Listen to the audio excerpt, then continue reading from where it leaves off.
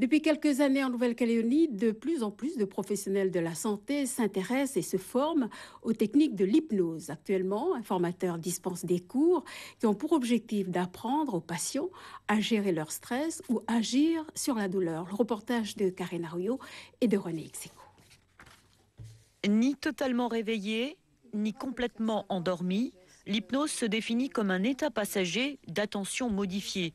Rien à voir avec l'hypnose de foire, l'hypnose thérapeutique peut combattre la douleur, lutter contre certaines addictions ou favoriser la cicatrisation.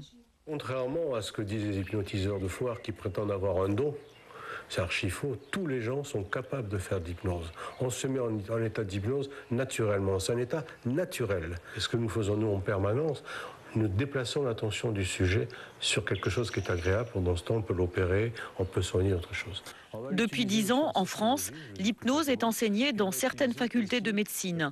De plus en plus d'anesthésistes la pratiquent, mais aussi des infirmières. Exemple avec Anne. Je pratique surtout dans le cadre de la fibroscopie bronchique, qui est un examen en fait qui se fait sous anesthésie locale uniquement. Donc on endort le nez, on endort la gorge avec un produit, de la xylocaïne. Et après, on introduit un tuyau donc, dans le nez et dans l'arbre bronchique, donc, qui est quand même un examen qui est quand même invasif, qui renvoie à une sensation d'étouffement, voire à une peur de la mort. Donc il y a une grande anxiété autour de cet examen.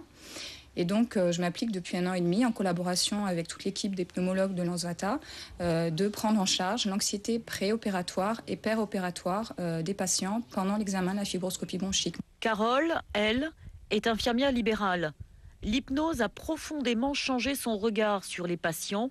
Elle se sent plus proche, donc plus efficace. On va chez les gens, donc on regarde un peu le cadre de vie et par exemple les photos. Et donc on va mettre peut-être le doigt sur un sujet qui vraiment les touche. Et donc à ce moment-là, l'intérêt de ces personnes est happé par un autre thème que par le geste ou le pansement qu'on va faire. À l'heure des téléconsultations, des robots chirurgiens, la médecine occidentale réalise de nouveau que le patient peut être très actif et coûter moins cher. L'anesthésie, c'est un coût, ça nécessite une hospitalisation. L'hypnose, on peut très bien faire une petite opération facile en quelques minutes et donc limiter le coût. Et puis, élément fondamental de l'hypnose thérapeutique, tout repose sur la coopération du patient, une alliance indispensable à l'efficacité de ces techniques.